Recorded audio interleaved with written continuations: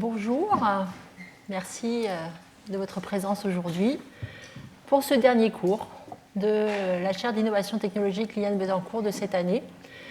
Ce dernier cours, vous allez le voir, va rassembler un petit peu tout ce qu'on a vu depuis le début en termes de système quantique, en termes de méthode, pour décrire le dernier domaine d'application majeur des technologies quantiques émergentes qui sont le développement de réseaux quantiques. Donc j'ai pris un titre au départ un peu plus technique. J'avais prévu de vous parler essentiellement d'interface et de mémoire quantique. Et puis en préparant le cours, je me suis dit que je pouvais élargir, que j'avais assez de place, j'espère, pour élargir un petit peu et positionner tous des efforts technologiques dans le développement de ce qu'on appelle, de manière peut-être un peu abusive, un Internet quantique. Ambitieux. Et donc le sujet, comment poser le problème ? Eh bien, le sujet va d'abord être de discuter de pourquoi on s'intéresse à aller au-delà des communications classiques dans le domaine des technologies quantiques. Pourquoi on ne se contenterait pas simplement d'avoir des composants qui se comportent au niveau quantique 2.0 localement, mais on est intéressé à, au contraire, connecter ces objets. Et donc je vais reprendre sur la première illustration que j'avais faite en fait à la leçon numéro 1 où j'avais introduit la notion d'échange de clés cryptographiques. On avait vu ensemble en utilisant les états d'un spin ou de la polarisation d'un photon, comment échanger des clés de manière sécurisée en utilisant la superposition quantique. Et ce domaine majeur des communications quantiques, très particulier, est motivé par la menace potentielle d'un ordinateur quantique à grande échelle, avec correction d'erreur, de casser les clés d'encryptage actuelles qui sont basées sur la factorisation de grands nombres premiers. Et donc c'était cette première illustration que j'avais prise de ce réseau très impressionnant développé en Chine, à la fois terrestre par fibre optique et par satellite, d'échange de clés communication quantique. Donc c'est bien sûr une des premières motivations, répondre à cette menace, soit avec une approche informatique classique, c'est-à-dire trouver des méthodes d'encryption qui ne peuvent pas être accélérées par un ordinateur quantique, soit répondre à une menace quantique par une approche quantique en utilisant la loi de la mécanique quantique pour sécuriser les échanges d'informations. Donc c'est une première application. La deuxième, nous l'avions également mentionné quand nous avions parlé à la fois des critères qui sont nécessaires pour fabriquer un ordinateur quantique, et puis ensuite qu'on a rentré dans le détail des plateformes pour passer à l'échelle. Nous avions dit que dans les développements actuels, on constate que très probablement, on n'arrivera pas à fabriquer des ordinateurs quantiques avec des millions de qubits d'un seul tenant. On devra fabriquer des processeurs de plus petite taille, et que pour connecter ces processeurs, nous devrons passer par un système de qubits volants, la lumière. Et puis il y a d'autres motivations qui sont certaines circonstancielles et peut-être d'autres qui vont durer. Les premières, c'est l'idée que dans les premières années où ces ordinateurs deviendraient puissants et stratégiques, ce seront malgré tout des moyens mis à disposition de communautés et que donc ce seraient des serveurs sur lesquels les acteurs se connecteraient pour réaliser leurs calculs et donc se nécessiter de confidentialiser ces échanges pour que ces calculs qui seraient nécessairement stratégiques puisque réalisés sur des machines extrêmement onéreuses restent confidentiels. Et de la même façon, j'ai rajouté un autre mot ici. Il y a l'idée avec le développement des capteurs quantiques, donc on a parlé des capteurs à base de diamants, mais c'est aussi des gravimètres, les horloges atomiques, etc., que cette information qui peut potentiellement être stratégique serait aussi reliée à un central de façon sécurisée par les lois de la mécanique quantique. Alors un défi majeur du développement de ces réseaux quantiques, et nous allons voir qu'il y en a beaucoup, un défi majeur, c'est les pertes optiques. On parle de lumière, bien sûr, pour échanger l'information. On a déjà parlé, quand on parlait de calculateurs quantiques à base de lumière, qu'une des premières sources d'erreurs, c'était les pertes. Et bien là, quand on réfléchit à l'échange simplement de clés cryptographiques entre deux points, on prend la transmission d'une fibre optique optimisée aux longueurs d'onde de télécommunication, ça fait environ 0,2 dB par kilomètre, et on regarde la perte en intensité sur la distance, et vous voyez que si vous partez d'un échange de clés à 1 MHz, à un taux de 1 MHz, au bout de 300 km, vous êtes tombé à 1 Hz. Et vous avez vraiment un gros problème pour réaliser des systèmes sécurisés parce que vous avez une décroissance exponentielle de la probabilité que votre information arrive d'un point à l'autre, d'un bout à l'autre. Et donc aller au-delà de quelques centaines de kilomètres, c'est un vrai défi. Et dans ce défi, on n'a pas de solution équivalente au système classique. Et donc, quels sont les défis auxquels on fait face? Alors, le premier défi, c'est ce que je viens de dire, la perte du photon ou la perte du champ de lumière qui encode l'information. C'est également des erreurs. Si vous imaginez d'encoder l'information sur la polarisation et de la propager dans des fibres optiques, vous avez les fluctuations de l'environnement qui vont jouer sur la polarisation, la fluctuation de la phase, etc. Donc c'est tout un tiers d'erreurs. Je ne vais pas rentrer aujourd'hui dans le détail de comment on gère ces erreurs. Je veux juste faire apparaître très clairement que, et c'est un domaine qu'on n'a pas eu le temps d'aborder dans les 8 séances qu'on a ensemble, mais autant pour le calcul quantique, on a tout un protocole à réfléchir, à développer pour corriger les erreurs, c'est vrai également dans les communications quantiques. On a tout un tas de protocoles à mettre en œuvre pour corriger les erreurs, et ces corrections d'erreurs ne peuvent pas être faites de manière classique. Et la perte du photon, elle ne peut pas être gérée non plus comme on gère aujourd'hui les pertes de l'information dans les fibres optiques qui réalisent notre réseau Internet actuel. Aujourd'hui, on a des fibres optiques qui relient le continent nord-américain au continent européen pour transmettre l'information. Et on envoie la lumière dans des fibres optiques, ce sont des lasers, des impulsions très puissantes, et ces lumières sont atténuées de la même façon que c'est le cas que je vous présente ici pour des lumières quantiques. La grosse différence, c'est que vous avez des millions de photons, et vous allez pouvoir utiliser un amplificateur classique pour réamplifier votre signal. Et dans le monde quantique, on ne peut pas faire ça. On ne peut pas faire ça pour deux raisons. Une raison d'abord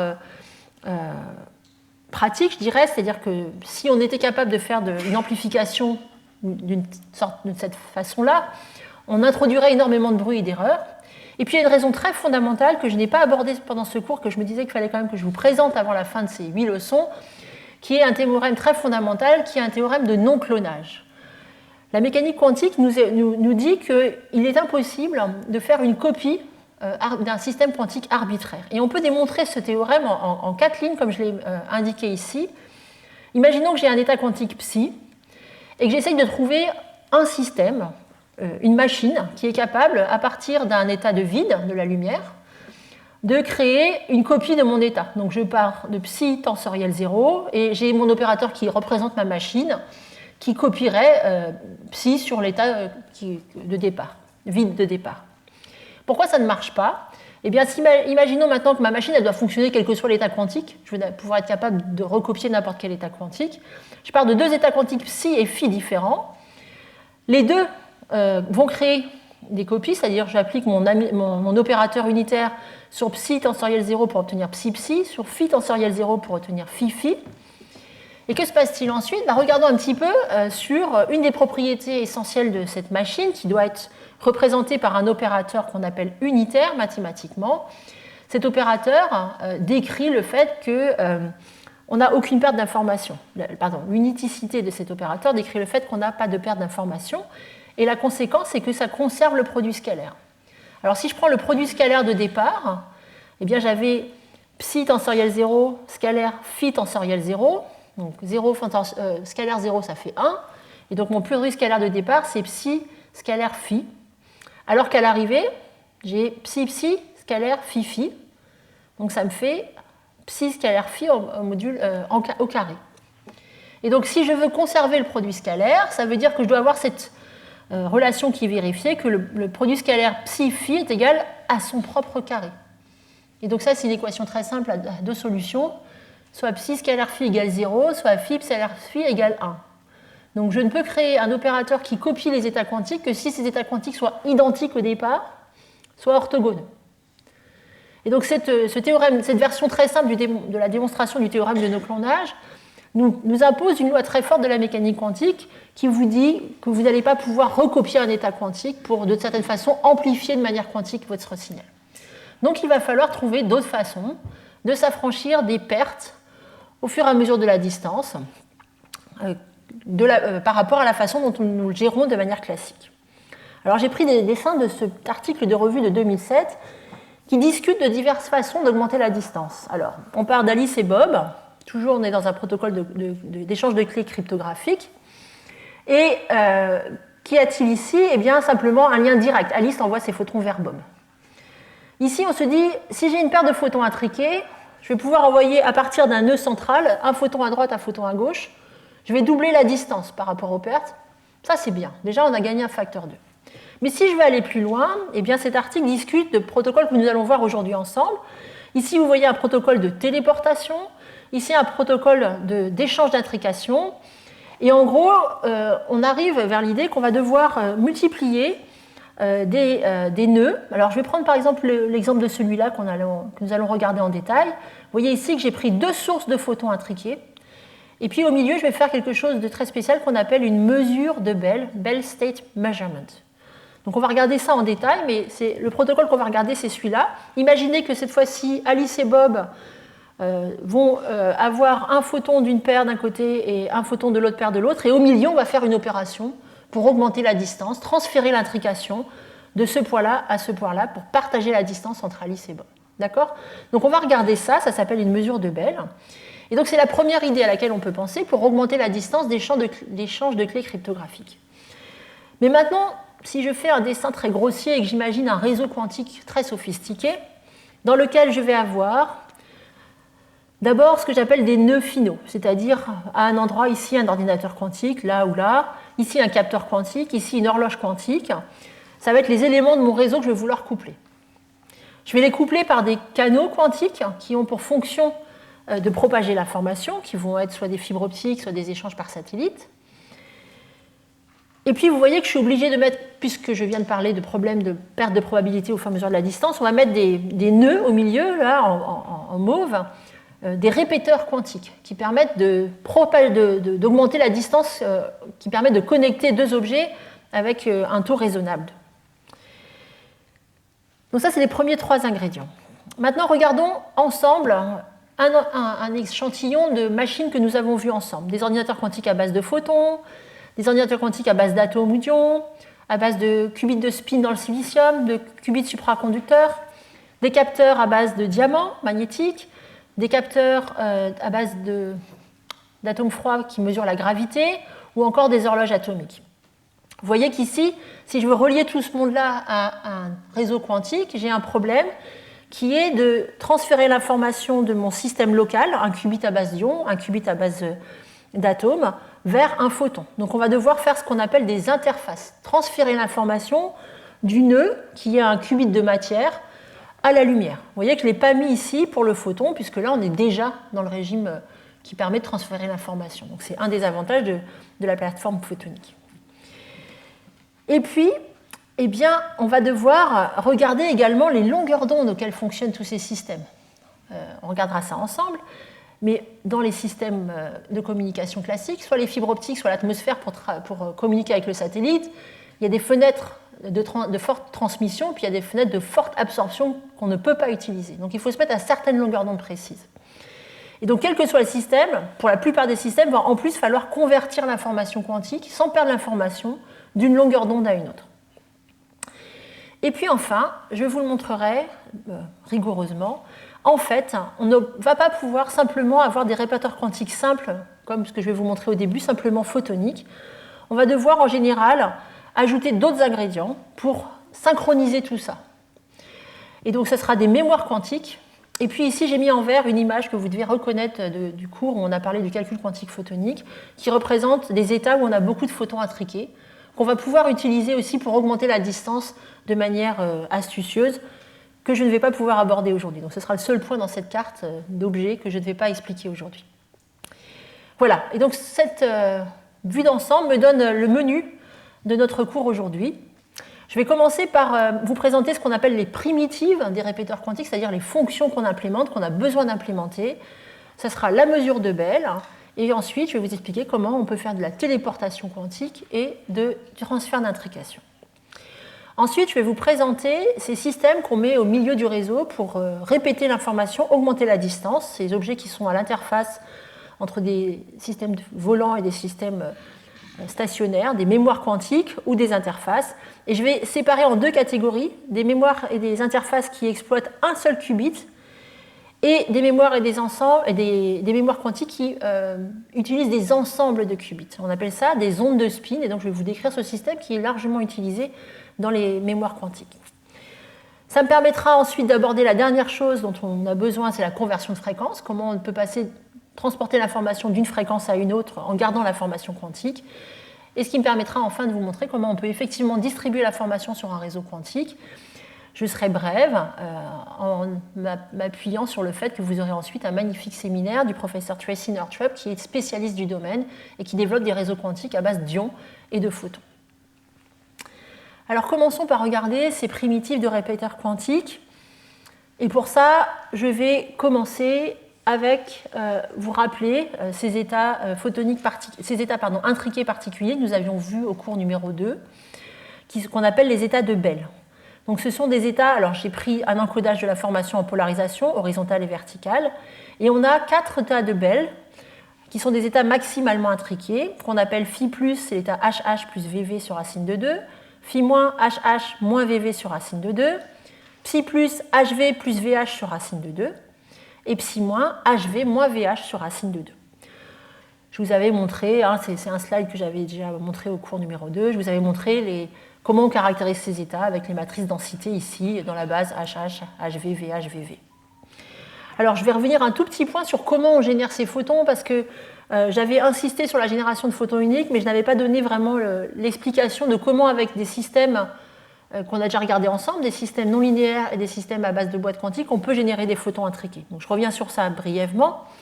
On avait vu ensemble que pour générer des paires de photons, et ensuite utiliser un photon pour annoncer la présence d'un autre photon, on pouvait utiliser un laser de pompe sur un cristal non linéaire et créer des photons à 2 fréquences différentes. Donc à fréquence pompe égale la somme des fréquences du signal et de Heidler en anglais, du jumeau. Et on avait parlé aussi des règles de conservation de l'impulsion qu'on appelle l'accord de phase. On avait écrit cet état qui disait que si on pompait le système juste au seuil de conversion de fréquence, eh bien on ne créait pas souvent une paire de photons uniques, mais de temps en temps, avec une probabilité état carré, on avait une paire de photons. Et malheureusement, avec une probabilité état 4, 2 paires, qui est une erreur. Ce que je n'avais pas commenté, c'est comment, à partir de ce genre de mécanisme, on peut obtenir des photons intriqués, des paires de photons intriqués, cet état HH plus VV par exemple. Et donc je vous donne ici en fait une figure qui vient du papier fondateur, je dirais, du domaine, qui date de 1995, il a 30 ans cet article, qui montre que en fait, quand on considère les règles d'accord de phase dans certains types de cristaux, eh bien en fait les paires de photons vont être émises sous forme de cônes. Et ces cônes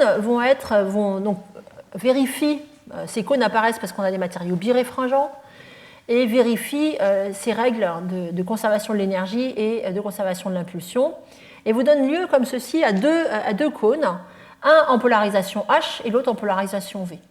Et donc l'astuce qui a été proposée en 1995, c'est de sélectionner l'intersection de ces deux cônes, où vous ne savez pas si les photons sont H ou V. Et ce qui est montré dans cet article, c'est qu'à ces endroits-là, vous en fait créez un état HV plus un facteur de phase VH sur racine de 2. Et donc on obtient simplement ici, avec ces technologies, des paires de photons intriqués. Malheureusement, il y a quand même la probabilité de créer une deuxième paire, et c'est pour cela que vous devez travailler à une probabilité état carré très petite devant 1, donc un très faible flux de photons. Donc c'est pour ça que je veux quand même mentionner l'autre technologie qu'on avait discutée au cours numéro 4 pour la génération de photons uniques, et qui permet aussi de générer des photons intriqués de manière très efficace. La maturité technologique sur ce domaine vraiment est aussi importante. Malheureusement, bien sûr, ça fonctionne à température cryogénique. Mais sur le principe et en pratique, l'idée, c'est de partir de ces atomes artificiels que nous avions introduits, qui sont des boîtes quantiques semi-conductrices, et de créer 2 excitations élémentaires. Avec un S, ça sera mieux d'ailleurs. 2 excitations élémentaires dans le système. Et le système ensuite va recombiner vers l'état fondamental en émettant 2 photons, on appelle ça une cascade radiative, un photon puis un deuxième. Et il y a, pour des règles de sélection de polarisation, 2 chemins. Soit on émet d'abord un photon de polarisation circulaire droite puis gauche, ou gauche puis droite. Et donc en mécanique quantique, quand on a 2 chemins comme ça, en général, ça veut dire qu'on va avoir une superposition quantique. Et donc avec ce système, on peut créer ces états-là, right-left plus left-right sur racine de 2, de manière très efficace, et ici, sans limite sur la possibilité d'avoir une source très brillante. Je vous montre ici une mesure de matrice densité de ces états, d'un article qui n'est plus si récent que ça en fait, qui montre une très grande qualité des photons et elle a encore largement augmenté. Et cet article d'un an plus tard qui montrait la possibilité d'avoir une très grande efficacité, de plus de 90% de ces paires de photons. Donc bien sûr, c'est une technologie alternative. Aujourd'hui, pour l'instant, on utilise plutôt dans les réseaux l'autre technologie qui est peu efficace, mais qui est facile à implémenter.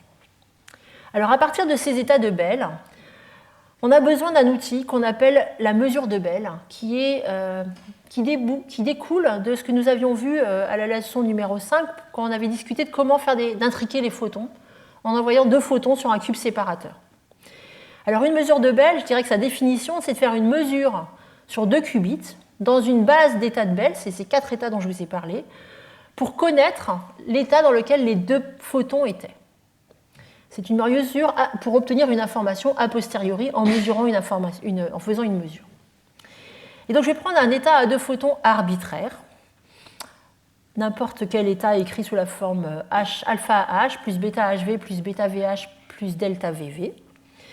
Et je vais constater que je peux le réécrire en changeant de base, en remarquant que je peux, à partir des 4 états de Bell, obtenir les états HH, HV, VH et VV. Par exemple, l'état HH, c'est phi plus phi- sur racine de 2. Donc je fais un changement de base, ce qui veut dire que mon état de départ, qui était alpha, HH, etc., je peux l'écrire avec d'autres coefficients, comme un terme en phi plus un terme en phi moins, plus un terme en psi plus un terme en psi moins. Je change de notation, j'appelle ça alpha prime, bêta prime, gamma prime, delta prime, mais simplement pour vous dire que n'importe quel état quantique peut s'écrire dans la base des états de Bell. Alors pourquoi c'est intéressant ? Eh bien, vous allez voir, nous allons regarder chaque état de Bell et nous allons envoyer cet état de Bell entre les 2 états ici à l'entrée, un photon à droite, un photon à gauche, dans le chemin A, dans le chemin B. Et nous allons regarder ce qui se passe sur la sortie, comment ces états se transforment à la sortie. Donc prenons le premier état, psi-, qui est HV moins VH. Je peux l'écrire sous la forme des opérateurs. A croix, je crée un photon en H en A. Je crée un photon dans le chemin B en V, moins A croix V, B croix H. Donc ça, c'est mon état HV que j'ai mis à l'entrée A et B. Et puis j'ai ici la transformation réalisée par ma lame semi-transparente qu'on avait déjà décrite. Alors je crois qu'à l'époque, j'avais mis des termes de phase I ici, que j'ai laissé tomber aujourd'hui pour simplifier, parce que ça ne change rien sur le fond, et pour écrire les équations de manière plus simple. Donc si maintenant je transforme mon état A vers C plus D et mon état B vers C moins D, j'ai tous ces termes-là. Bon, eh bien regardons. Ici, j'ai créé un photon en C en H et un photon en C en V, et là j'ai moins la même chose, parce que ces 2 opérateurs commutent, donc ces termes-là disparaissent, et pareil complètement à droite. Donc quand je regarde comment se transforme mon état psi- à l'entrée A et B, je peux montrer qu'en fait, il me donne un état en fait psi- à la sortie, avec un photon qui sort de chaque côté, avec des polarisations différentes. Ok, c'est ce qui se passe pour l'état psi-. Regardons l'état psi+. L'état psi+, c'est le même, mais sauf qu'avoir moins là, j'ai plus là. Je refais ma transformation. Cette fois, les termes qui restent, c'est les complémentaires de tout à l'heure. Les termes qui restent, ce sont ici les premiers et les derniers, et ceux du milieu, ici, s'annulent.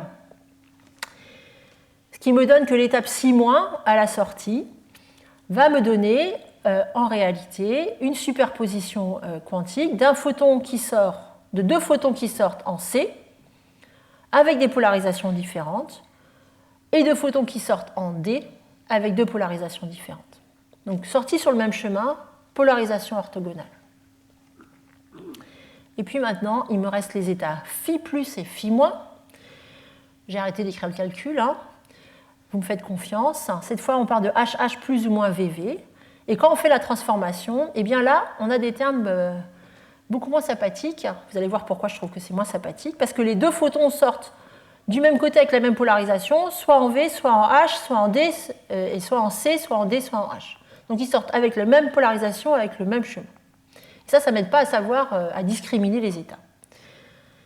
Donc si je résume, j'ai ici, si je pars de l'état psi-, mes photons sortent séparément. Si je mets 2 détecteurs à la sortie, si j'ai un clic là et un clic là, ça me dit que mon état était dans l'état psi-.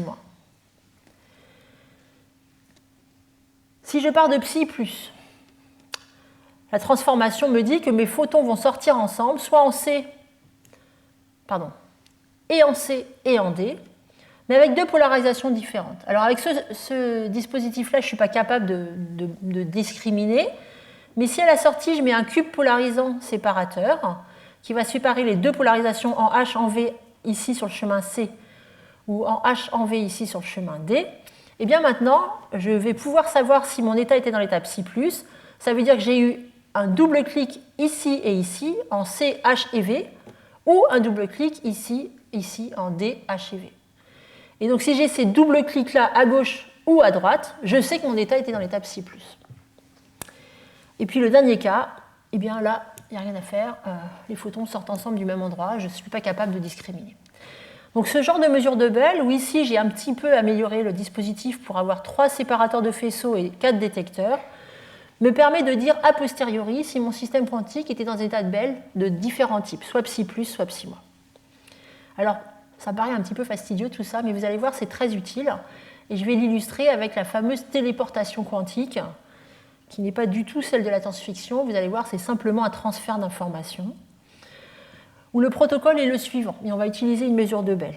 On part d'Alice, qui a un qubit, alpha H plus bêta V, à envoyer à Bob, à téléporter à Bob. Bob, lui, dispose d'une paire de photons intriqués, HV moins VH. Si j'écris l'état conjoint des deux, de Alice fois Bob, tensoriel Bob, j'ai un état qui fait apparaître 4 termes ici, H1, H2, V3, H1, V2, H3, etc., que vous voyez apparaître là. Maintenant, j'ai dit que je pouvais changer de base pour écrire des états dans la base HV. Donc je vais faire ça, mais je vais faire ça pour les photons 1 et 2, qui n'ont aucun lien. Je vais écrire l'état H1, H2 en utilisant phi plus et phi moins. Donc du coup, je vais me retrouver avec tous ces états-là. Je vais pouvoir réécrire mon système sous la forme d'états psi plus, psi moins, phi plus, phi moins, qui correspondent aux photons 1 et 2, tensoriels des états du photon 3. D'accord ? Bien. Et maintenant, eh bien, l'idée, c'est que maintenant que j'ai écrit ces états-là sous la forme psi moins, psi plus, phi plus pour 1 et 2, c'est que je vais réaliser une mesure de Bell sur les états, les photons 1 et 2. Je vais ici les envoyer sur un cube séparateur, je vais mettre 2 détecteurs et je vais faire la mesure de Bell qu'on vient de discuter. Et donc si j'ai un clic là et un clic là, on a dit que la mesure de Bell me dit que mon état 1,2 était dans l'état psi-, ici. Ça veut dire que je projette mon système dans cet état ici, psi-, tensoriel, alpha H plus bêta V. Et ça veut dire que mon photon numéro 3, et suite à cette opération réalisée sur les photons 1 et 2, il est dans l'état alpha H plus bêta V, qui est exactement le qubit que Alice avait encodé. Donc j'ai transféré l'information de mon photon 1 vers mon photon 3 en faisant une mesure de Bell entre le photon 1 et le photon 2. C'est à ça que ça sert. Donc, vu de loin, là, j'ai l'impression que j'ai triplé ma distance. J'ai pris 2 paires de photons, ça double la distance, j'ai pris un deuxième photon au milieu, j'ai fait une opération et j'ai envoyé de l'information d'Alice à Bob en téléportant l'information en utilisant ce protocole de téléportation quantique. Si jamais la mesure de Bell n'est pas celle-là, mais celle qui est un petit peu plus sophistiquée, qui me permet de mesurer si l'état est en psi+, de savoir si c'est soit psi-, soit psi+, eh bien quand je mesure psi+ à la mesure de Bell, cette fois-ci, mon photon 3 est dans l'état alpha H moins bêta V. Alors ce n'est pas exactement mon qubit, mais c'est quand même pas très loin. C'est mon qubit à une correction de phase près. Et donc dans ces protocoles de téléportation quantique, on va avoir quelqu'un ici, là, à l'endroit où on fait la mesure de Bell, qu'on appelle un nœud intermédiaire, qui va pouvoir communiquer à Bob s'il a mesuré psi+ ou psi-. Par un canal classique, ça n'empêche pas la sécurité du transfert d'informations, qui permettra à Bob de corriger ou pas l'état. Et le résultat étant aléatoire de la mesure au milieu, on a toujours gardé la sécurité de l'information. Voilà, donc là vous avez un protocole de téléportation quantique qui permet d'emmener l'information de Alice vers Bob en ayant en apparence, en tout cas, augmenté la distance. Et puis, vous voyez ici le dernier protocole que je vais introduire. En anglais, ça s'appelle entanglement swapping, en français, transfert d'intrication, où cette fois Alice et Bob ont chacun une paire de photons intriqués. Au milieu, on va utiliser le photon 2 et le photon 3, on va leur faire réaliser une mesure de Bell. Et ce que je vais vous montrer, c'est qu'on va pouvoir téléporter l'intrication qui était au départ, pardon, pas téléporter, on avait au départ l'intrication entre le photon 1 et le photon 2, et d'autre part le photon 3 et le photon 4. Et après cette mesure que nous allons faire au milieu, on va montrer que les photons 1 et 4 sont intriqués. Donc je pars à gauche d'un état Phi+, Alice a un état H1, H2 plus V1, V2 sur racine de 2. Bob a un état intriqué H3, H4 plus V3, V4 sur racine de 2. Ils envoient leurs photons 3 et 4 au milieu, et on va faire une mesure de Bell. L'état total de Alice et Bob, Phi+, 1, 2, tensoriel Phi+, 3, 4, a cette forme-là. Il faut faire le calcul, mais on peut montrer qu'il a cette forme-là. Et cette forme-là, vous voyez qu'on a tout le temps l'état 2,3 et l'état 3,4, pardon, l'état 2,3 et l'état du photon 1,4 dans le même état. Et donc si je fais une mesure de Bell simple ici au milieu et que je dis « Ah, j'ai eu un clic là et un clic là, ça me dit que mon photon 2 et mon photon 3 étaient dans l'état Psi-, et bien vous voyez qu'ici, le résultat, c'est que le photon 4, le photon 1 et le photon 4 sont maintenant intriqués dans l'état Psi-. Donc j'ai transféré l'intrication de deux particules, de deux paires qui n'étaient pas intriquées respectivement, en faisant une mesure au milieu, vers celui d'extrême gauche à celui d'extrême droite. Et donc ces possibilités de transférer l'intrication d'un photon à l'autre en réalisant des mesures de Bell a été d'abord pensée comme peut-être une solution pour étendre la distance des clés cryptographiques, de réalisation des clés cryptographiques, pour s'affranchir des pertes, ou pour en tout cas essayer de corriger ce problème-là. Alors faisons un tout petit calcul. J'appelle P de L la probabilité d'avoir mon information qui va d'un point A à un point B sur une distance petit l ici. Et donc c'est P0, c'est-à-dire en gros, c'est un nombre qui est inférieur à 1 qui me dit l'efficacité de réaliser mon opération localement. Et puis j'ai l'atténuation exponentielle moins L sur grand L, la longueur d'atténuation typique, après, qui me donne l'atténuation de mon signal dans le canal. Et donc l'idée, vous voyez, là j'ai rajouté, j'ai pas pris deux paires, maintenant j'en ai pris trois. Alice a une paire, il y a quelqu'un au milieu qui a une paire, il y a Bob qui a une paire. Là j'ai coupé mon segment en 3 et j'essaye de multiplier ça par un grand nombre de fois. Et à chaque fois, je mets au milieu, entre deux paires, une mesure de Bell pour transférer l'intrication de là à là, puis de là à là, pour aller en fait sur une plus grande distance. Et donc je vais avoir n liens élémentaires, et puis je vais faire n-1 mesures de Bell, qui permettront de faire du transfert d'intrication.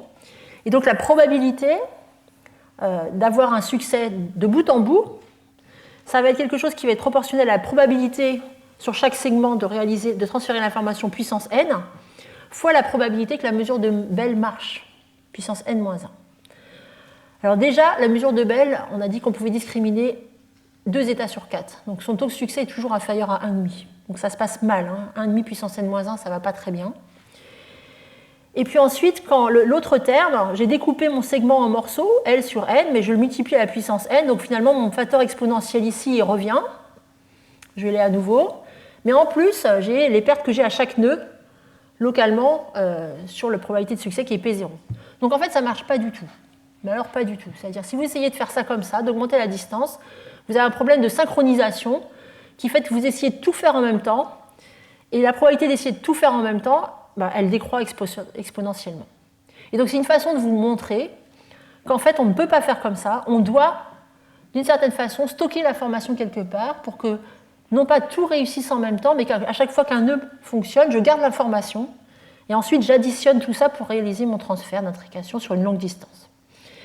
Et donc les architectures auxquelles les chercheurs sont arrivés ressemblent, alors j'ai pris une image, c'est une illustration parmi d'autres, à ce genre de structure, où ici, vous reconnaissez mes mesures de Bell, là, sur les beam splitters, mais ici, vous avez à la fois des mémoires qui sont couplées à la lumière, puis ici, en vert, des mémoires qui gardent la formation longtemps.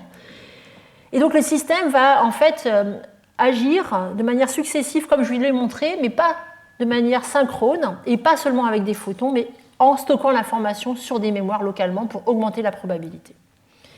Et donc ça m'emmène vers la deuxième partie de mon exposé, qui va être de vous montrer comment on stocke l'information et comment on l'interface ensuite avec mes nœuds, mes ordinateurs quantiques. Et donc, je vais présenter ici, je présente d'abord à gauche les mémoires quantiques. Je dirais que c'est des systèmes qui, quand la lumière arrive à un endroit, va permettre de transférer l'information vers un qubit de matière pour stocker l'information, ou vers un ensemble de spins, on regardera ça ensemble, pour également stocker l'information.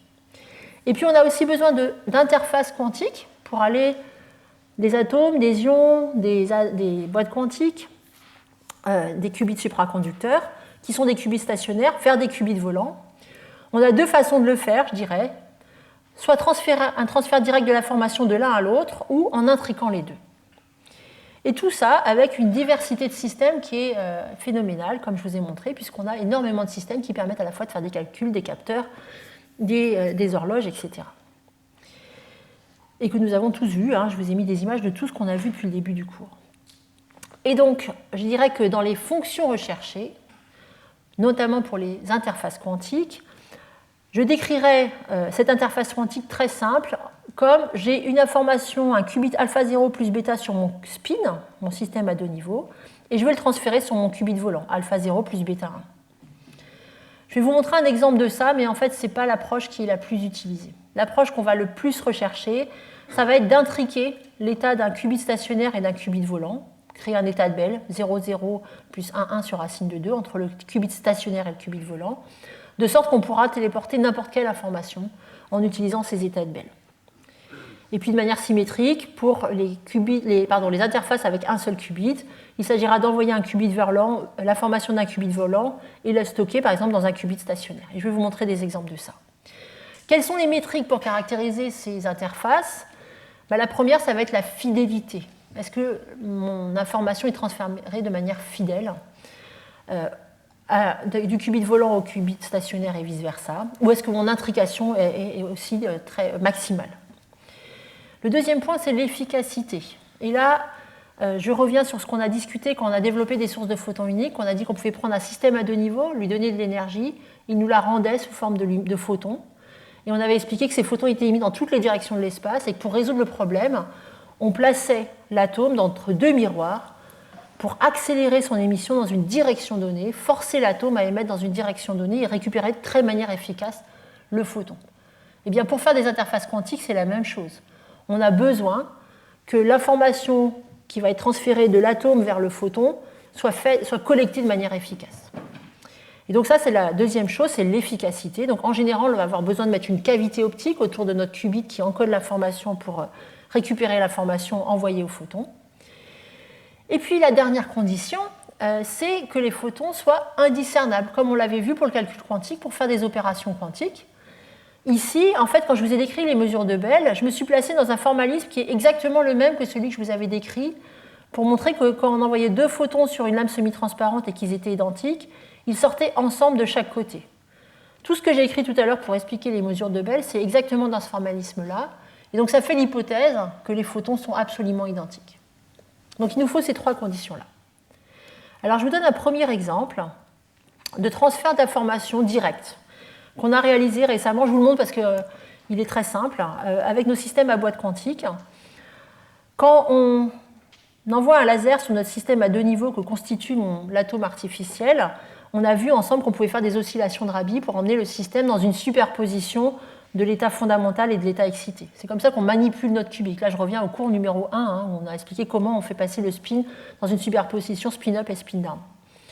Eh bien, ce qu'on a montré en 2019, c'est que quand vous mettez votre atome dans cette superposition quantique ici, CG plus CEE, et que vous laissez l'atome ensuite émettre de la lumière, vous récupérez un état photonique qui a exactement la même structure. C'est C0 photon plus C1 1 photon. Et donc, vous avez exactement transféré un qubit encodé sur un atome vers un qubit photonique. Très simple. Je vous donne maintenant un exemple réalisé dans l'équipe de Gerhard Rempe qui nous avait donné ce séminaire il y a 3 semaines sur la génération d'intrication avec des atomes et des photons, où il a réalisé une interface à la fois entrante et sortante. L'information du photon est stockée sur l'atome et l'atome ensuite restitue l'information. Donc c'est toujours ces systèmes d'atomes piégés, ici avec des lasers. Vous voyez ici les miroirs, donc vous avez un seul atome, des miroirs, et puis un protocole qu'on va regarder ici. Vous avez tout un tas d'états compliqués que vous devez reconnaître un petit peu. On les a regardés ensemble quand on a regardé les états quantiques utilisés dans les ordinateurs quantiques à base d'atomes et d'ions. Ils ont en fait ici des lasers qui sont illustrés en bleu ici, qui sont tout le temps allumés, enfin tout le temps vous allez voir. Et puis ils partent aussi de cet état ici de particulier zéro avec une superposition de photons avec une polarisation gauche et polarisation droite. Et ce qui se passe, c'est que ces photons qu'ils envoient, ce photon unique qu'ils envoient là, parce qu'il y a des lasers qui ramènent vers le bas, ça va créer une superposition entre ici les deux états de l'atome ici, entre les états du bas là. Donc vous avez transféré l'information de ces deux photons, la superposition quantique entre les deux états de polarisation de ces deux photons et ces deux atomes. Et ensuite, ça c'est l'écriture, et ensuite pour lire, récupérer le photon, ressortir le photon, repasser d'un qubit stationnaire à un qubit volant, ils vont faire le protocole inverse, ils vont allumer les deux lasers bleus et cette fois-ci, les atomes vont réémettre les deux photons avec la polarisation sigma plus et sigma moins correspondante. Alors vous voyez que ce système est extrêmement évolué parce qu'on est capable de transférer l'information du photon vers l'atome, de l'atome vers le photon. Ils sont déjà en cavité avec une efficace collection des photons. Et puis dans un papier antérieur, ils avaient montré qu'ils étaient capables d'avoir des photons indiscernables, c'est ce que je vous montre ici, l'indiscernabilité des interférences à deux photons réalisées pour tester l'indiscernabilité des photons. Une indiscernabilité qui n'était pas maximale, mais quand même de l'ordre de 80%. Et donc sur ce schéma expérimental, ici, vous voyez une donnée expérimentale où on voit le signal mesuré. Donc en vert, la partie hachée ici, c'est le photon, le signal qui apporte le photon, qui va écrire le signal sur l'atome. Et vous voyez ici les lasers bleus, que j'avais dit qui étaient toujours allumés, qui vont en fait s'éteindre pour stocker l'information dans l'atome. Ensuite, il laisse passer un certain temps, ici quelque chose comme 1 microseconde. Et donc là, on a écrit. Et puis, 1 microseconde plus tard, il rallume le laser bleu pour récupérer le photon. C'est le signal rouge. Et là, l'information est repassée de l'atome vers le photon ici. Écriture, lecture. Et ce que vous voyez ici, c'est une mesure de corrélation de photons, comme on avait discuté au cours numéro 2, qui montre, par l'absence de pic ici à 0 délai, qu'ils ont bien restitué un seul photon de leur atome. Donc on a vraiment une interface qui réussit à transformer l'information d'un photon vers un atome et de retour vers un photon. Dans cet exemple, j'ai voulu vous montrer également cette façon de représenter le protocole qui décrit en fait la fidélité du processus de transfert d'informations. On appelle ça en anglais process tomography, c'est on va qualifier à quel point notre information a été transmise de manière fidèle. Et donc ici, vous voyez une carte ici où vous voyez, en fait, ça fait référence à aux 3 matrices de Pauli et 0 correspond à l'identité. Donc vous voulez que votre processus soit fidèle, donc que vous réalisiez simplement l'identité. Vous devez avoir la même information à l'entrée qu'à la sortie en étant passé par le photon. En étant passé par l'atome. Et donc il faut une mesure, sans que je vous explique comment, qui permet d'identifier les erreurs qu'il y aurait dans leur processus. Vous voyez que l'identité est majoritaire, mais il y a des erreurs ici qui apparaissent ici en sigma z, qui est un problème de déphasage qui définit qu'il y a dans la transformation, ils ont perdu un peu d'informations sur la phase entre deux états. Et les erreurs ici sont décrites comme des sigma x, sigma y, etc., qui décrivent en fait d'autres types d'erreurs. Et donc, je voulais vous montrer ça parce que ces genres d'outils-là, c'est des outils qu'on développe de plus en plus pour quantifier les erreurs, c'est un sujet que je n'ai pas eu le temps d'aborder, les mesurer et ensuite pouvoir les corriger. Voilà, un bel exemple d'interface photon, atome, photon.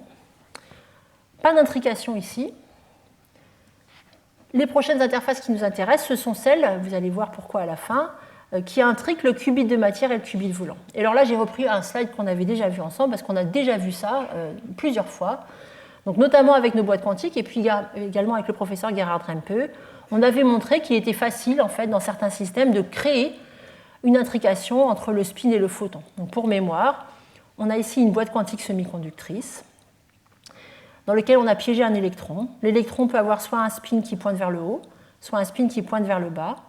Et les règles de sélection optique nous disent que si le spin pointe vers le haut, le photon émis va avoir une polarisation qui tourne à gauche, et si le spin pointe vers le bas, le photon émis va avoir une polarisation qui tourne à droite. Et si on est capable de mettre le spin dans un état superposé up plus down, qu'on a déjà vu. Il suffit d'appliquer par exemple un protocole de RMN et s'arrêter à mi-chemin. Et bien ensuite, on demande à la boîte quantique d'émettre un photon et on a l'état spin-up, polarisation gauche, plus spin-down, polarisation droite. Et c'est exactement ce qu'on cherche.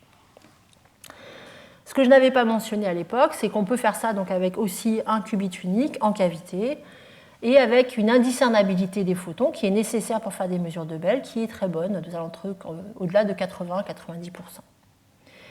Voilà, et le dernier exemple que je vais vous donner, ça paraît un peu catalogue comme ça, mais vous allez voir ensuite qu'en fait, chacun de ces objets trouve des briques de base dans des réseaux quantiques et qui ont chacun des avantages et des spécificités très particulières et des réalisations très impressionnantes. Le dernier point que je veux mentionner, c'est les centres NV. On a vu ensemble le premier cours, ces défauts dans le diamant. On avait eu le séminaire de Jean-François Roch qui nous avait expliqué comment on fait tout un tas de capteurs à partir de ces défauts dans le diamant. Eh bien, ces centres NV sont également des très bonnes mémoires quantiques pour garder l'information sur un spin. Et donc, je prends ici une structure de niveau d'énergie simplifiée qui vous illustre le fait que si vous partez d'un état excité que j'appelle ici A2, c'est un état, en fait, quand on regarde le détail de comment cet état est construit, c'est un état qui correspond à une superposition quantique entre un état de fonction orbitale E- et un spin plus 1, plus un état d'orbital E+, et un spin moins 1. Alors, sans comprendre le détail, simplement, quand on part de cet état-là, quand il émet un photon, eh bien, les orbitales particulières nous donnent des photons de polarisation différentes, ce qui fait qu'à la sortie, vous avez un photon sigma moins, polarisation qui tourne à gauche pour un spin qui vaut plus 1, ou sigma plus si le spin vaut moins 1. Et donc ça, c'est un premier article qui a montré cette intrication spin-photon en 2010, qui montre que ces oscillations, ces corrélations parfaites entre la polarisation du photon et l'état du spin. Alors, 2010, c'est vraiment l'année où ce genre de protocole a commencé à émerger dans tous les systèmes. On a commencé vraiment à être capable d'intriquer des spins uniques dans des systèmes à l'état solide avec des photons. Avec des ions, ça a commencé dans les années 2000-2007. Donc, vous voyez, c'est vraiment ces années-là, entre 2005 et 2012, on a à peu près intriqué n'importe quel système unique avec un photon. Et ensuite, ils ont regardé les corrélations entre le fait que le photon soit polarisation circulaire droite, le spin moins 1, circulaire gauche et le spin plus 1, et puis ensuite dans des bases diagonales pour montrer l'intrication. Alors ce système, vous allez le voir, je vais vous le montrer, est extrêmement avancé, et je vais vous montrer à la fin, on a l'Alliance de l'Internet quantique européenne, que je vous présenterai à la fin du cours, qui a réalisé des réseaux de communication avec 3 nœuds distants de plusieurs dizaines de kilomètres à partir de ces objets-là. La difficulté pour passer à plus grande échelle, c'est que pour l'instant, dans ces systèmes-là, qui sont des très bonnes mémoires quantiques qui gardent l'information pendant des millisecondes, c'est très bon comme mémoire, la collection des photons n'a pas encore été rendue efficace. Ils n'ont pas encore mis leur système dans des cavités. Donc ils ont des très bons temps de mémoire, mais des flux de photons très faibles. Et donc je vous montre ici, c'est un papier très récent de l'an dernier où ils commencent à être capables de le faire. Et on va pouvoir commencer à augmenter le taux d'émission de ces mémoires quantiques pour accroître le débit de ces réseaux. Voilà, alors, passons maintenant à quelque chose d'un peu plus compliqué, qui est le stockage d'informations dans des mémoires quantiques à ensemble de spins. Alors quand je dis spin, depuis tout à l'heure, en fait je veux dire système à 2 niveaux, système à 3 niveaux, enfin c'est le système, le qubit stationnaire, j'appelle ça spin de manière générale. Quand je dis que c'est plus compliqué, vous allez voir c'est plus compliqué à comprendre conceptuellement comment ça marche. Par contre, c'est beaucoup plus simple à implémenter et c'est en fait ce genre de mémoires quantiques qui sont majoritairement implémentées de manière pragmatique aujourd'hui. Alors, à quoi ça ressemble? Je reprends cette image de ces articles de revue. On va cette fois-ci ne pas prendre un seul système, un seul atome, un seul spin, mais un ensemble, un grand ensemble, qui sont tous dans leur état fondamental G. Et je vais envoyer un photon unique sur cet ensemble d'atomes. Et d'un point de vue tout à fait fondamental, si vos atomes sont complètement identiques et que votre photon a la même probabilité d'interagir avec tous, eh bien ce que vous allez faire, c'est que vous allez exciter un de ces atomes grâce au photon, mais vous n'allez pas savoir lequel. Et donc votre système, comme toujours en mécanique quantique, si vous ne savez pas par quel système votre chemin est passé, vous allez créer en fait une superposition quantique de toutes ces possibilités. Et c'est ce que j'ai écrit ici. On va créer un état dans lequel on a une somme d'avoir un de ces atomes dans un état particulier, un état S qui est un état métastable, mais c'est une somme superposition quantique de tous ces états-là. Et donc vous voyez que l'information, d'un seul coup, elle passe d'un qubit unique à un ensemble des qubits, et c'est l'ensemble des qubits qui porte toute l'information. Moi, je trouve que c'est absolument magnifique. de penser qu'on est capable de porter l'information sur un ensemble de qubits et vous allez voir de la restituer ensuite.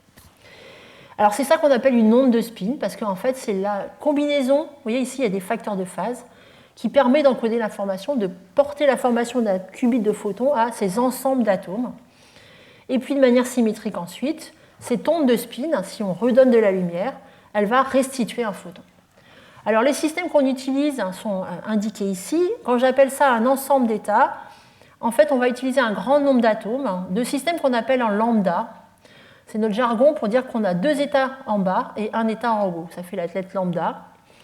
Donc vous avez ici l'état fondamental dont je vous ai parlé, un état excité E ici, et un état S qu'on appelle un état métastable.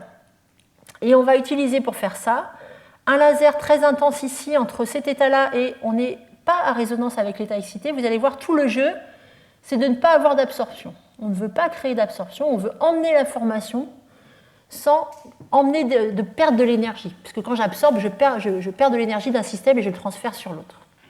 Et puis mon photon unique ici va être entre cet état-là et le même état virtuel que j'ai écrit en pointillé ici. Alors on va regarder ensemble. Donc, pour les non-experts, vous avez ici toute l'histoire d'un point de vue qualitatif, comment on transfère l'information d'un atome à un ensemble d'atomes de manière cohérente. Maintenant, je vais vous montrer de manière un petit peu détaillée, avec des équations simples, comment on décrit comment ça fonctionne. Et là, je reprends tout le formalisme qu'on a introduit ensemble, notamment les équations de blocs optiques, qui me permettent d'écrire l'hamiltonien, qui décrit l'interaction entre mes 3 niveaux ici et mes 2 champs optiques. Je reste dans un système très simple, où vous voyez ici le premier terme ici, qui fait passer de l'état G à l'état E ici, c'est le lien entre cet état-là et cet état-là. Cette interaction-là, elle est médiée par le photon unique qui est décrit ici par l'absorption d'un photon A. Et j'ai un terme de phase qui vient en fait de la phase de mon laser, de mon photon, sur lequel j'ai l'information. Et puis ici, j'ai un autre terme qui fait apparaître l'état, qui relie l'état S ici. Alors, je n'ai pas précisé, cet état S, c'est là où on va mettre l'information, c'est un état qui a un très long temps de vie. On appelle ça un état métastable. Et l'état excité à nouveau ici, I. Sauf que cette fois-ci, je ne décris pas ça comme un champ quantique avec des opérateurs, mais je décris directement que c'est un champ classique parce que j'ai mis plein de photons. Ensuite, je vais considérer que je vais me mettre dans une situation où avec mon photon unique, je vais créer un seul quantum d'énergie possible. Donc je me restreins à un seul quantum d'énergie. Donc j'ai 3 termes possibles, soit l'énergie dans mon photon, c'est l'état 1 et tous les atomes sont l'état fondamental, G. Soit le photon a permis d'aller dans l'état excité E, dans les états excités des atomes. Un atome est excité, tous les autres sont l'état fondamental. Et puis, 3e cas possible, mon photon m'a permis, ou ma combinaison de laser et photon m'a permis d'aller vers l'état où le photon n'est plus là et je suis dans l'état métastable ici. Mais à chaque fois, c'est un seul atome qui est excité à chaque fois. Et donc, avec ce jeu d'équations ici de l'hamiltonien et de mon état qui considère que je ne vais jamais créer plus qu'une excitation, je peux écrire les équations de Schrödinger, ça me donne ces relations. Je ne fais pas le calcul au tableau, ce n'est pas mon but. Je vais simplement vous montrer, regardez cette équation-là, qui relie le coefficient qui me donne la probabilité d'avoir un photon et tous les atomes dans l'état fondamental. Comment il évolue dans le temps? Eh bien, il évolue dans le temps en se couplant vers l'état excité E ici, mais une somme de ces états excités. Et donc, vous voyez qu'on peut faire apparaître ici, en fait, une fonction qui est cette somme linéaire ici de ces coefficients avec des termes de phase là, qui va me permettre de réduire très simplement cette équation à quelque chose comme C égale moins IG P point, ici. C point égale moins IG P. Quelque chose de très simple et qui fait apparaître, en fait, qui commence à faire apparaître une excitation collective, mais cette fois-ci de l'état excité. Si j'introduis ça, maintenant, ce C point ici dans la 2e équation, mon C ici, c'est donc quelque chose qui est porté sur tous les états avec cette onde P, ici, là, et qui va faire apparaître en plus des termes avec des autres termes sur les CS, donc, sans rentrer dans le détail, naturellement sort une autre fonction qui, cette fois-ci, décrit une onde sur les états et métastable ici, qui correspond au coefficient d'avoir chaque atome dans l'état S correspondant. Et quand j'ai fait son changement de variable, je peux réécrire mes équations de Schrödinger de manière très simple, comme montré ici. Vous voyez que là, ça commence à devenir simple. Je peux décrire l'état quantique dans lequel se trouve mon système de manière plus simple. Donc le photon et tous les atomes dans l'état fondamental, ou cette excitation collective, ici, de tous mes atomes dans l'état excité, une superposition de chacun de mes atomes dans un état excité, avec un coefficient qui est P, ou une superposition de chacun de mes atomes dans l'état métastable et le coefficient S. Et ensuite, le jeu, c'est simplement de trouver un jeu de paramètres qui me permet de passer de là, d'emmener l'info portée par mon photon vers cet état-là, sans créer de population dans l'état excité. Donc simplement, sur les équations, ça me donne une condition ici qui est écrite là, ça me permet de définir un coefficient θ, et on trouve que la solution existe. Il est possible d'emmener mon système de l'état 1G vers l'état où il n'y a plus de photons, et j'ai mis toute l'information dans une excitation collective d'état métastable, d'atomes dans l'état métastable, en passant de manière progressivement d'une situation où, au début, mon laser orange ici est allumé, donc oméga est très grand, θ va vers 0, donc mon état est dans 1G, et puis j'éteins mon laser, la tangente de θ tend vers l'infini, ça veut dire que θ tend vers pi sur 2, et c'est-à-dire que je vais vers l'état 0S. Et j'ai écrit mon information, je l'ai transférée de mon photon vers une excitation collective. Expérimentalement, ça ressemble à ça. On a le signal qui est envoyé ici, et le contrôle qui va être éteint pour stocker l'information, puis rallumé pour la restituer.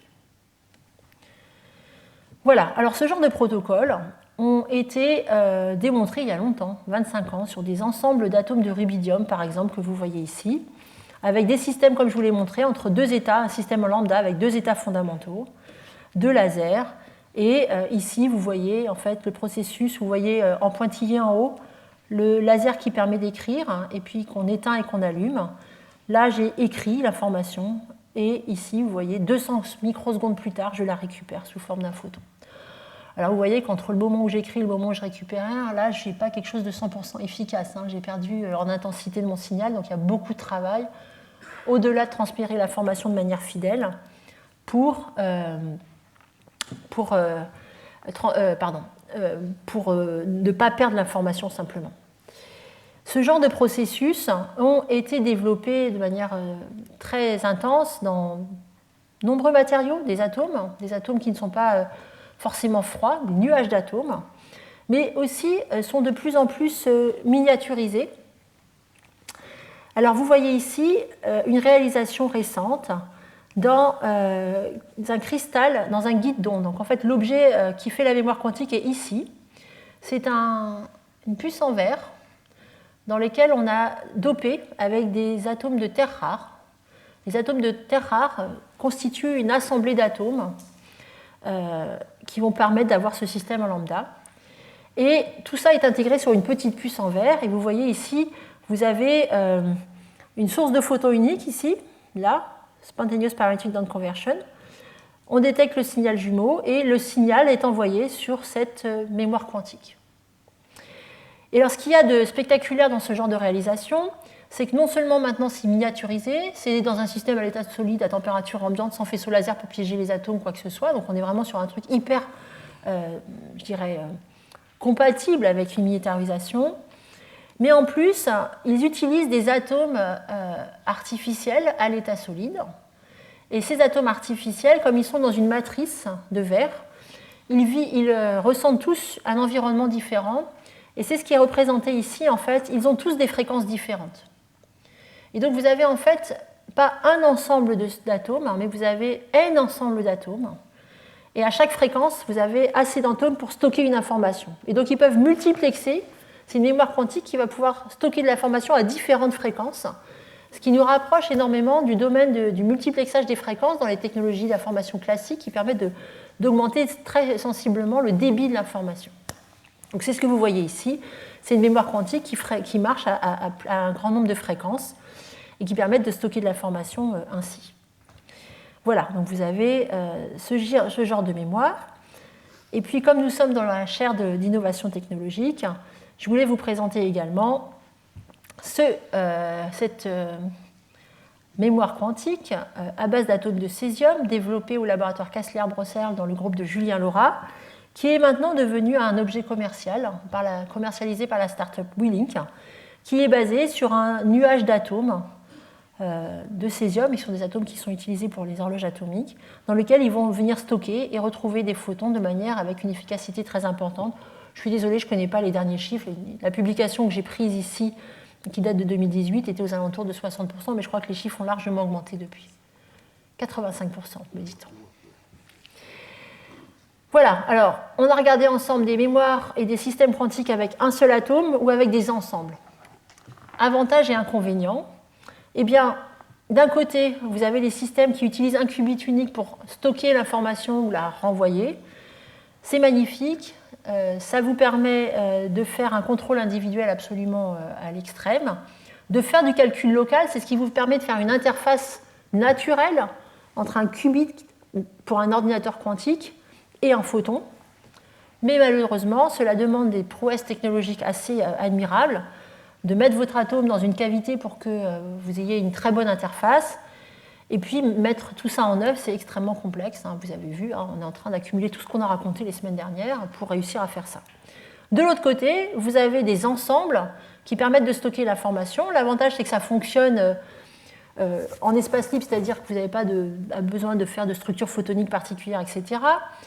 À température ambiante, voire-même, on appelle ça des vapeurs chaudes, c'est-à-dire que vous n'avez même pas besoin nécessairement de refroidir vos atomes. Vous pouvez prendre une collection d'atomes qui ont des vitesses et vous en sortir. Le problème, c'est que c'est très pratique pour les réseaux. Vous avez un certain nombre de bruits supplémentaires qui apparaissent, et vous ne pouvez pas utiliser ce genre de système pour faire vraiment un transfert d'information locale à un réseau. Il s'agit simplement de stocker l'information pendant un certain temps, puis de le ressortir. Vous ne faites pas de porte logique. Bien. Eh bien, il nous reste maintenant à voir la conversion de fréquences quantiques. Maintenant, j'ai trouvé comment coupler des qubits stationnaires à des qubits volants, comment stocker de l'information, etc. Il me reste à mettre tout ça dans un réseau. Et alors là, je suis désolée, j'ai oublié de le faire, de vous mettre une image du spectre de transmission d'une fibre optique, du verre. Quelles sont les fenêtres qui permettent de transmettre efficacement à travers les fibres optiques ou à travers l'atmosphère quand on veut communiquer vers satellite. Alors, dans les fibres optiques, on a deux fenêtres de transmission bien identifiées. Longueur d'onde 1,3 microns pour des réseaux de courte distance, 1,5 microns de longueur d'onde pour les réseaux longue distance. C'est vraiment la meilleure fenêtre de transparence pour les fibres optiques. Et là, je vous mets une galerie de qubits que nous avons vus ensemble, supraconducteurs, ions piégés, atomes neutres, qubits de spin, centres colorés dans le diamant, boîte quantique semi-conductrice, photons, ions de terre rare, etc. Je vous ai donné ici des exemples de qubits. Donc, on a vu les qubits supraconducteurs, on a différentes architectures. Des ions, on a vu qu'il y a des transitions optiques ou des transitions hyper fines qui fonctionnent dans le domaine micro-ondes. Des atomes neutres, rubidium ou césium, des qubits dans le silicium de spin avec des silicium, germanium. On avait vu ensemble les phosphores, les atomes de phosphore dans le silicium, les centres colorés dans le diamant, les boîtes quantiques, etc. Et à droite, je vous ai mis toutes les longueurs d'onde avec lesquelles ces objets se couplent à la lumière naturellement. Donc les boîtes quantiques qu'on a vues ensemble qui font des sources de photons uniques très efficaces, on est en alentour de 900 nanomètres 1 micron, donc on n'est pas aux longueurs d'onde télécom pour l'instant, même s'il commence à y avoir des progrès aussi dans ces longueurs d'onde-là. Les ondes terres rares sont sympathiques parce qu'ils sont directement à la bonne longueur d'onde. Les centres colorés dans le diamant sont à des longueurs d'onde très peu efficaces, très peu pratiques pour les fibres optiques. On est carrément dans le rouge, là, on absorbe beaucoup. Les atomes de Rydberg de la même façon, les atomes de calcium, de strontium, etc. Et puis, alors, c'est-à-dire que là, en fait, toutes les longueurs d'onde qui sont dans le rouge, et ne parlons même pas d'ici de l'ultraviolet, tout ça, ça va très mal se passer dans des fibres optiques pour les longueurs d'onde télécom. Donc vous n'allez pas emmener le signal très loin. Mais on va regarder, on est capable de transférer l'information de ces longueurs d'onde-là vers les longueurs d'onde télécom. Et puis vous avez ici le cas des qubits qui se couplent simplement avec de la lumière micro-ondes, comme les qubits supraconducteurs qu'on a vus notamment avec Audrey Bienfait dans son séminaire lors du cours numéro 4 et qu'on avait également abordé la semaine dernière quand on a parlé d'optomécanique. Et les qubits de spin dans le silicium, de la même façon, c'est des qubits pour la plupart d'entre eux. Il commence à y avoir des qubits qui émergent, qui se couplent à la lumière, mais la plupart d'entre eux se couplent plutôt à des systèmes micro-ondes. Et de la même façon, pour les atomes de Rydberg, ça dépend de là où vous voulez encoder l'information. On avait vu ensemble, si vous l'encodez sur 2 états fondamentaux hyper fins, vous allez également dans des qubits, dans des transitions micro-ondes. Alors traitons d'abord quelque chose d'une certaine façon simple, qui est la transformation, la conversion de fréquences quantiques de longueurs d'onde optiques vers des longueurs d'onde optiques. Et en fait, là, je ne vais rien vous apprendre de plus que ce qu'on a regardé ensemble. On a regardé au cours numéro 2 la conversion de fréquences. J'ai décrit la conversion de fréquences avec des équations non linéaires classiques en vous montrant que dans un cristal, on a une polarisation non linéaire qui apparaît, qui est proportionnelle à l'intensité, le module au carré du champ électrique, et qu'en introduisant ça dans les équations de Maxwell, on a des termes de génération.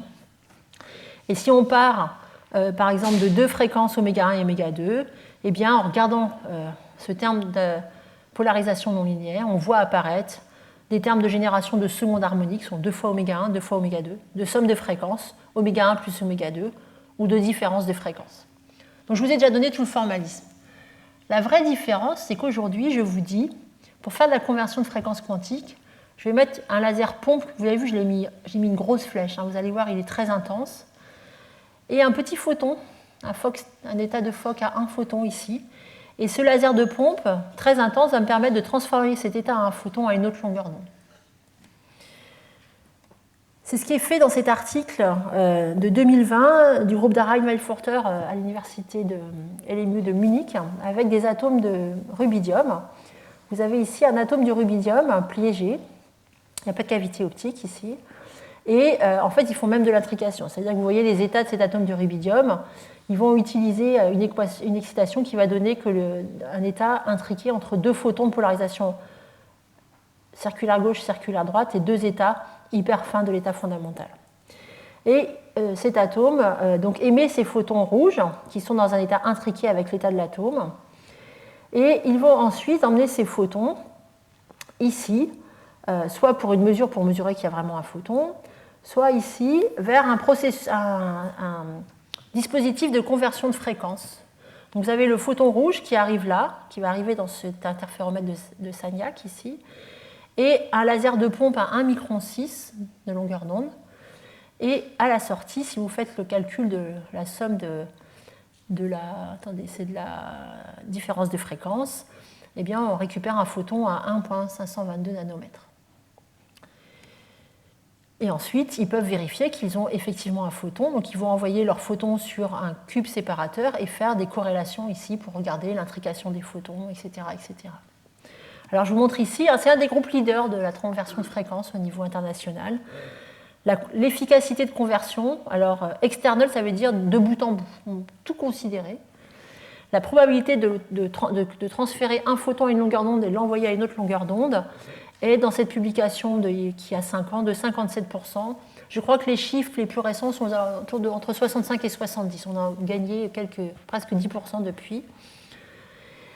Et puis vous voyez qu'en fait ce processus de conversion, il dépend un petit peu de la polarisation des photons. Donc eux, comme ils veulent transférer de la formation de photons intriqués en polarisation, ils vont se mettre à des points de conversion de fréquence aux alentours d'ici. Et là, vous voyez que pour convertir un photon, ils envoient 200 milliwatts de laser. D'accord ? On est vraiment dans un truc assez incroyable. Vous avez d'un côté, je ne sais pas combien de photons ça fait, 200 milliwatts, mais c'est une puissance absolument phénoménale. Un petit photon, et à la sortie, vous récupérez un autre petit photon à une autre fréquence. Donc ça fonctionne. On n'est pas complètement sûr que ça soit un système qui soit qu'on peut passer à l'échelle très facilement, parce que ça fait beaucoup de puissance, 200 milliwatts. Et dans cet article, il nous montre comment ils ont fait ce transfert et testé sur des distances plus ou moins longues de propagation de leurs photons à la longueur d'onde télécom, à partir au départ d'une longueur d'onde de 780 nanomètres. Ils regardent la fidélité des états intriqués, etc. Donc, pour vous dire que dans ce processus, on préserve toutes les propriétés quantiques. Alors qu'on a, si je puis me permettre, un laser avec une puissance, un nombre de photons absolument délirant, qui interagit dans un matériau linéaire avec un photon unique, vous gardez toute l'information quantique. Donc ça, c'est typiquement des protocoles qui sont utilisés de manière routinière maintenant. Il y a des sociétés, d'ailleurs toujours la même société Winning, commercialise des convertisseurs de fréquences quantiques En fait, ce n'est pas très compliqué, il vous faut un matériau non linéaire et suivant la fréquence où vous voulez aller par rapport à celle où vous êtes, vous devez avoir un laser à une longueur d'onde qui va bien. Et voilà. Ça n'existe pas toujours, mais si ça existe, vous pouvez convertir. Alors, un des avantages, donc ça va nous permettre d'amener des atomes du rubidium à 780 vers les longueurs d'onde télécom, des centres NV vers les longueurs d'onde télécom, etc. Là où je voulais vous montrer une illustration qui est aussi, je dirais que c'est une propriété intéressante supplémentaire. Ça a été réalisé également avec 2 sources de photons uniques très brillantes, les sources les plus brillantes qui existent aujourd'hui, qui ont été réalisées dans le groupe de John Weipin en Chine, avec des boîtes quantiques ici dans des micropiliers à gauche ou dans d'autres types de cavités à droite. Ils ont fait cette conversion de fréquence entre des boîtes quantiques qui, si vous lisez ici les chiffres, étaient à 893 nanomètres pour la boîte de gauche et 891 nanomètres de longueur d'onde pour la boîte de droite. Et donc quand vous avez des systèmes à l'état solide, on en a parlé, en fait, ils ont souvent des longueurs d'onde différentes les uns des autres. Donc une façon, c'est de prendre le contrôle sur cette longueur d'onde en mettant tout un tas d'outils de contrôle du champ électrique appliqué, de la contrainte mécanique appliquée pour contrôler les longueurs d'onde. Mais ce qu'ont montré ces chercheurs, c'est que eux, finalement, ce qu'ils font, c'est qu'ils vont tous les deux transférer, convertir en fréquence, mais en jouant sur les paramètres du cristal qui permet de convertir la fréquence, eh bien, ils vont ramener les 2 photons à la même longueur d'onde télécom. Ils vont les faire coïncider à la même longueur d'onde télécom. Ils vont prendre les photons qui étaient au départ pas identiques du tout, identiques via la conversion de fréquence. Et ici, ils font ici au milieu en fait un protocole d'interférence quantique du même genre que celle de la mesure de Bell. Bon, là, ils ne parlent pas de photons intriqués, mais sur une interférence de Runge-Mendel ici. Et ils montrent une très belle indiscernabilité de photons qui au départ n'étaient pas du tout identiques. L'efficacité de conversion ici, vous voyez, est toujours aux alentours. Alors elle est un peu plus faible, mais enfin on est quand même aux alentours de 50-55%. Bien, alors jusqu'ici, on est dans des protocoles avec, on va de photons optiques vers d'autres photons optiques. Le problème est beaucoup plus crucial quand on veut aller de photons micro-ondes à des photons optiques. Et là, je vous montre un des papiers les plus récents qui est sorti l'an dernier dans Nature Nanotechnologie, où ils ont un dispositif qui commence à fonctionner et qui mélange ce qu'on a vu la semaine dernière sur les capteurs optomécaniques, les résonateurs optomécaniques, l'optique micro-ondes et l'optique aux longueurs d'onde optique. Et donc, vous voyez ici, en fait, un résonateur micro-ondes, une cavité optique, qui a un miroir ici qui est flexible, couplé à une des plaques d'une capacité ici, qui est couplée à un résonateur mécanique. Et donc ce que ce protocole fait ici, c'est qu'on va envoyer une onde à une longueur d'onde micro-ondes qui va se coupler au résonateur mécanique, qui va mettre en mouvement ce petit résonateur. Et on l'a vu la semaine dernière, on peut coupler le mouvement d'un résonateur mécanique à une cavité optique et transférer de l'information de l'un à l'autre. Donc c'est ce qu'il fait ici. Le résonateur mécanique va aussi moduler la fréquence optique du résonateur optique et va permettre de transférer l'information du micro-ondes vers l'optique ici. Alors vous reconnaissez les objets avec lesquels ils font ça, vous reconnaissez des choses que je vous ai présentées la semaine dernière, des cristaux phononiques ici, avec ici un cristal qui fait un résonateur mécanique.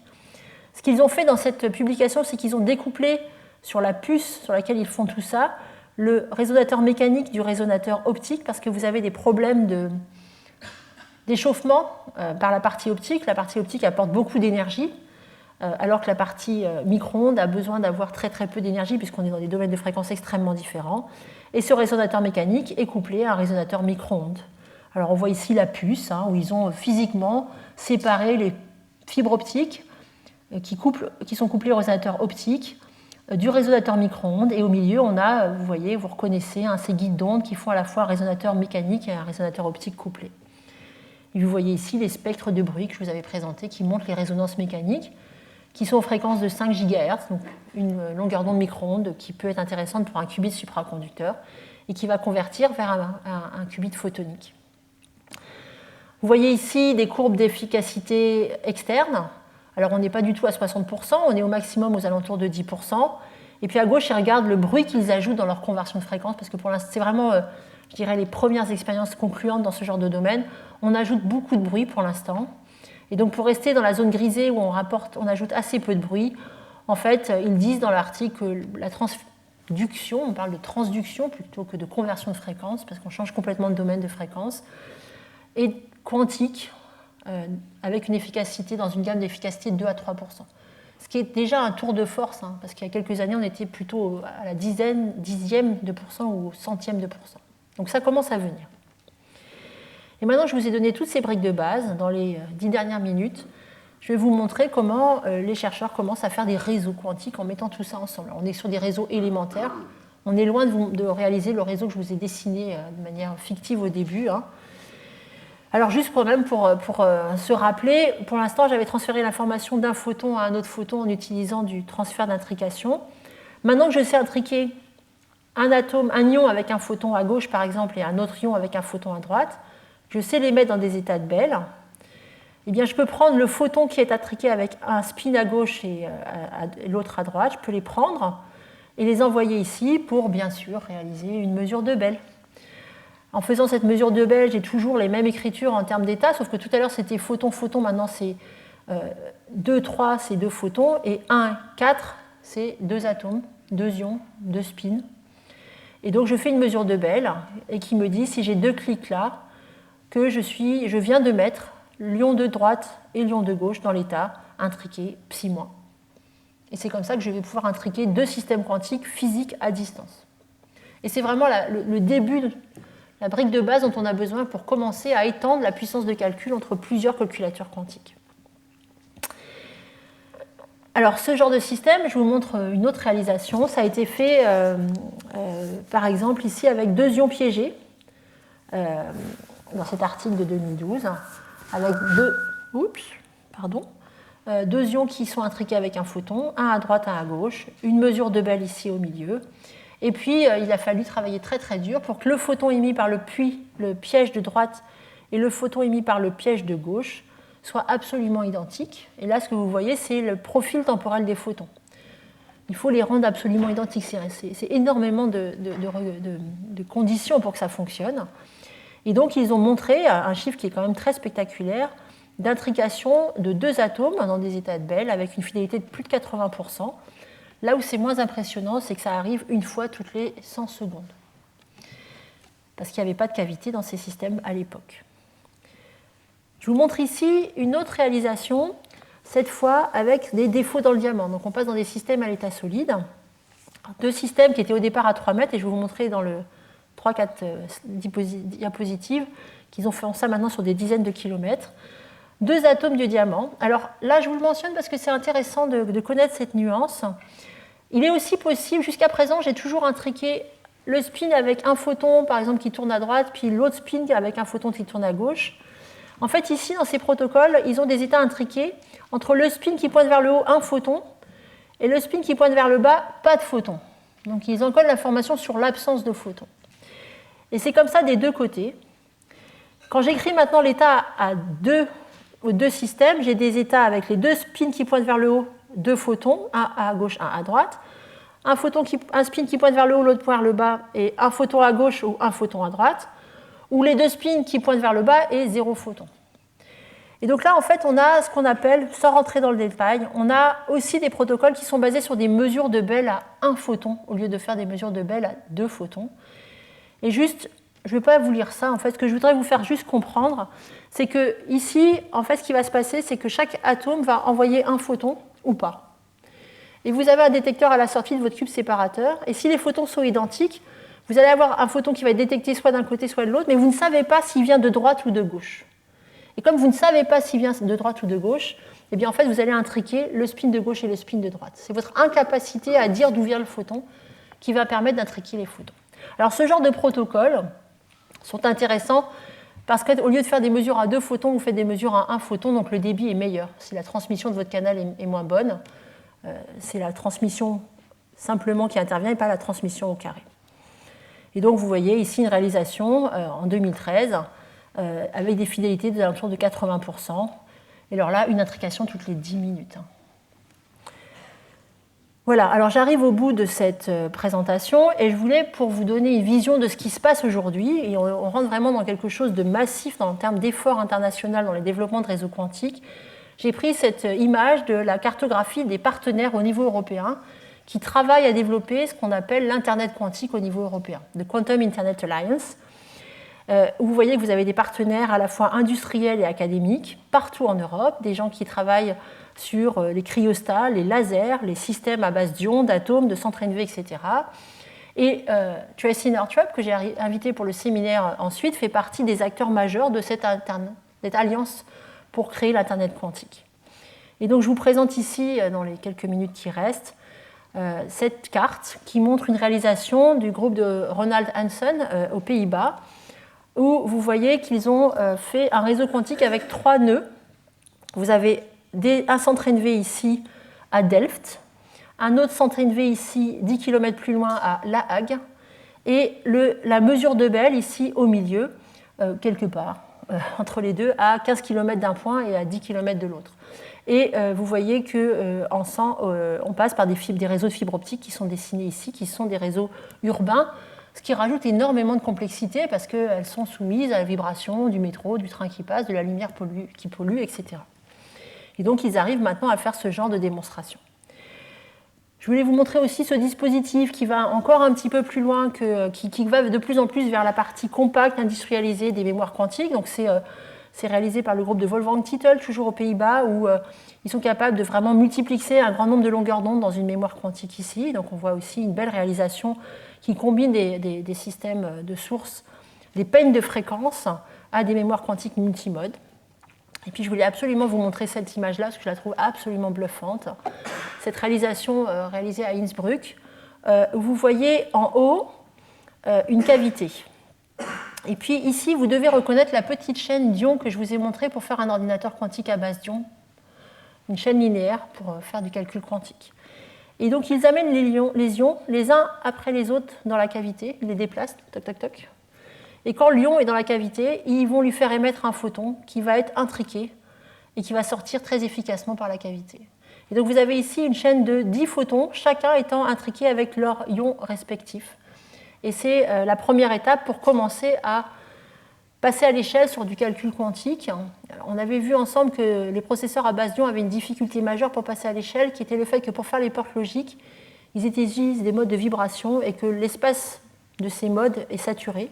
Et que du coup, je vous avais montré une façon de faire qui était de déplacer les ions dans une zone pour faire le calcul et les stocker ensuite ailleurs.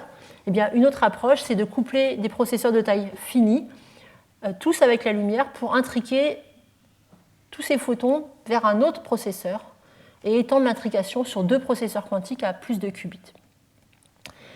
Et puis ici, je vous montre ce que va nous présenter une partie du travail que Tracy Northrop va nous présenter, où elle a réalisé avec son équipe un réseau quantique avec des ions piégés dans des cavités dans le cadre de la ville de Innsbruck, ici en Autriche. Voilà. Et donc on arrive à la fin de cette série de 8 cours. Et je voulais vous laisser avec quelques informations supplémentaires. Notamment, je vous ai donné une image de la recherche aujourd'hui et des développements technologiques de ces technologies quantiques aujourd'hui, en 2020-2025. Et c'est un domaine en plein essor qui avance à très grande vitesse. Et donc j'ai voulu vous donner ici des endroits où trouver de l'information sur ce qui se passe. Donc le premier site quantique, n'importe quoi, le site internet de l'Europe, l'effort européen sur les technologies quantiques, qui a un nom très simple, qt.eu, qui vous donne toutes les informations à la fois de lancement d'initiatives, de lancement de projets, de résultats scientifiques, etc. Vous avez le site équivalent français du programme équipement prioritaire de recherche qui fait partie de ces initiatives qui a été lancée par le gouvernement en 2021. On fête les 5 ans du plan quantique. Et une partie des financements qui ont été dédiés aux technologies quantiques ont financé bien sûr le développement des startups et de tout l'écosystème, mais également des recherches fondamentales. Et donc en termes d'informations, j'ai ce site-là qui vous donne quand même beaucoup d'informations sur toutes les avancées scientifiques apportées par ce plan de recherche et qui souvent est connecté au développement des startups qui sont connectées à ces programmes prioritaires. Et puis bien sûr, il faut regarder à l'international. Donc je vous ai aussi mis le site de l'initiative nationale quantique des États-Unis qui donne pas mal d'informations ici dans ce site-là. Et puis après, pour chercher d'autres pays, en fait, j'ai trouvé ce site qui rassemble en fait, des nouvelles par pays. Et donc, vous pouvez trouver tout ce qui se passe. Alors, bien sûr, ce n'est sûrement pas exhaustif, mais vous donnez une bonne idée de ce qui se passe dans d'autres pays. Voilà, alors je vais terminer avec 5 minutes d'avance aujourd'hui. Je vous remercie de votre présence toutes ces semaines. Et puis, je veux absolument vous rappeler qu'on va continuer le 16 avril sur une journée dédiée aux technologies quantiques à base de lumière. Donc, journée entre 9h et 18h, en gros, au Collège de France, avec le programme qui est finalisé, qui est le suivant. Nous aurons un exposé introductif du prix Nobel Serge Haroche sur la lumière quantique et ses applications. Alors, je pense qu'il nous parlera à la fois d'aspects historiques et introduira historique sur la lumière classique et quantique.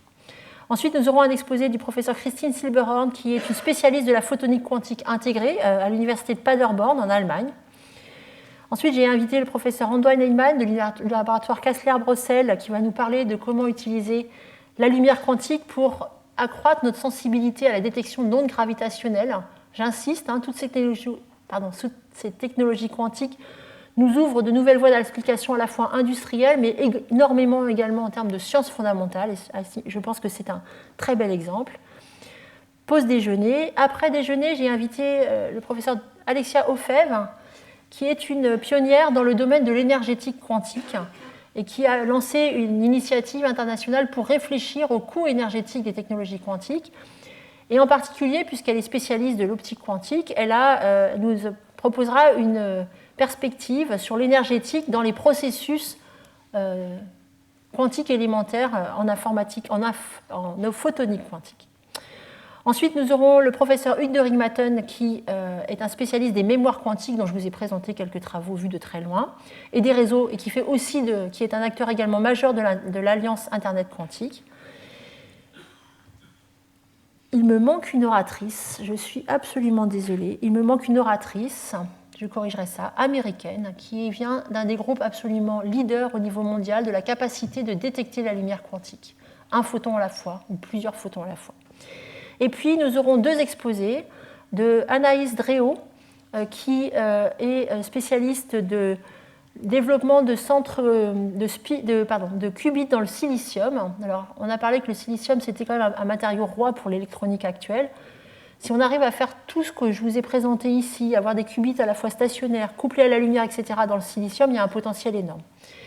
Et je vous ai dit aujourd'hui qu'il y a peu de qubits de silicium qui sont couplés avec la lumière. Elle développe ce nouveau type de qubit de manière très prometteuse. Et puis, dernier exposé d'Hugo Defienne, et qui nous présentera comment utiliser la lumière quantique pour faire de l'imagerie de manière plus efficace et plus sensible. Voilà, je vous remercie de votre attention et j'espère vous revoir le 16 avril.